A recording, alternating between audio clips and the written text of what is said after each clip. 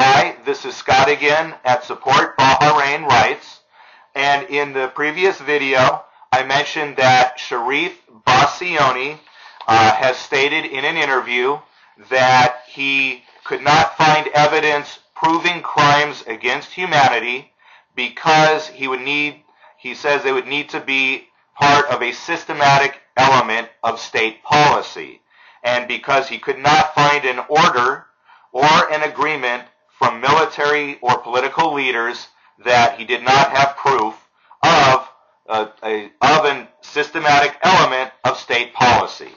Now, I find that incredible. It's incredible because the government allowed the torture to occur on a widespread basis for months when people knew about it, and that torture has been occurring in Bahrain for years. So you would think that would be enough, but he's still denying that it's state policy. So now what I'm emphasizing is that the torture did not occur in a void. It was used to extract confessions which were aired publicly on state TV and which were used in court. And when people in court brought this up, the military judges threw them out. And we have many documented cases of this. And on top of that, enforced disappearances are also an explicit crime against humanity according to the Rome Statute of the International Criminal Court, and that was practiced as well. So you've got it explicitly, enforced disappearances, that is a crime against humanity, and then you have the overwhelming evidence with a prima facie case of it being widespread and allowed to occur, and with the active policy of using it in confessions publicly and legally. So, first thing I'm going to refer to is the Rome Statute of the International Criminal Court. I have a link to it below, including a link in Arabic. Article 7. Article 7 states that torture is a crime against humanity if it is a widespread or systematic attack directed against a civilian population. And it also states enforced disappearances of persons are also a crime against humanity if widespread or systematically attacking a civilian population. And it defines enforced disappearances as refusing to give the whereabouts of people with the intention of removing them from the protection of the law. And it states that for an attack against a civilian population, it states that you need multiple commission of acts pursuant to or in furtherance of a state or organizational policy to commit such an attack. And you did have a state policy, and it was pursuant to a state policy, and it was in furtherance of a state policy. That is the use of torture to extract confessions, to air publicly on TV, and to use in court. And we have many cases of that. First document I'm going to refer to is Physicians for Human Rights. It's called Do No Harm. I have a link to that below. And on pages 22 through 23, they're interviewing people. They interviewed one person, let me see here, Ali. He says, small groups of armed men took turns in beating patients. And he said that armed men took patients' fingerprints and tried to extract confessions from the patients while being filmed on video. So not only are they violating the Geneva Conventions by torturing wounded patients, but they're actually filming the patients to extract confessions from them. Then it states, 5 days later, he was discharged. He was taken to a police station where he was beaten further. They released him the same day after he provided a false confession. Then you have another example They have, let me see here. They have a 24-year-old man. They said, let me see. He immediately after being discharged from Salmania Hospital, they drove him to Adlaya Interrogation Center.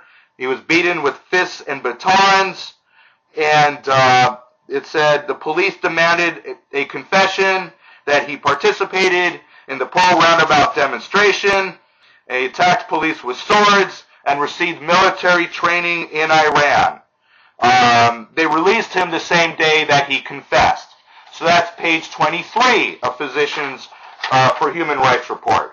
Page 24, and Ali Isa Saqer, and they describe all of the horrible wounds that he had. I have a video link below which shows him confessing on state TV. He looks horrible. He looks distressed, and then shortly afterwards, not long afterwards, it's showing his body and all the horrible torture marks all over it. So that's another case. You also have a case of Ayet Alqormozi. She had a poem at a protest. The police basically, they then arrested her, and she was disappeared for a long time. People thought that she was dead, and they were torturing her. They were in fact beating her, possibly with a hose, and they were threatening to kill her. And finally, she confessed in order to save her life and her body. And later on, she admitted it. And I have that video below. In fact, I am asking for the BICI to admit these three videos. These three videos into their records. They are not secondary evidence. The first video is of Ali Isa Saqer, of him confessing on TV, and then his body with all of its wounds. The other two videos are of Ayet Alkhawaja, of her apologizing on public TV, and then her in an interview stating that she had been threatened, and that is why she had made that apology. Please submit that into your records.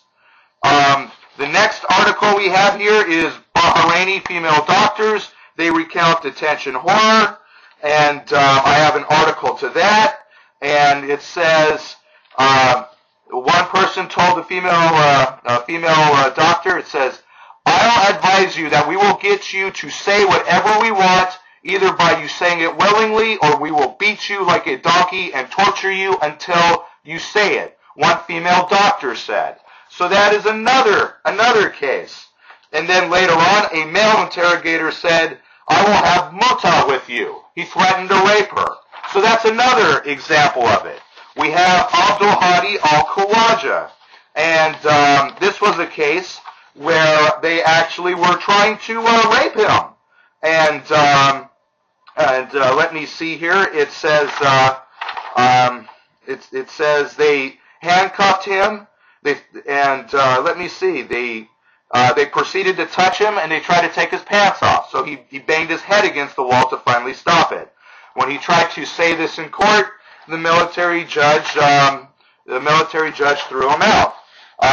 We have and the show that was airing the torture confessions was Dialogue with Saeed Al-Hamad, and we also have an article here I'm going to have below. Dr. Al-Ekri, he said that they had been tortured in court, and the military judge told him to be quiet.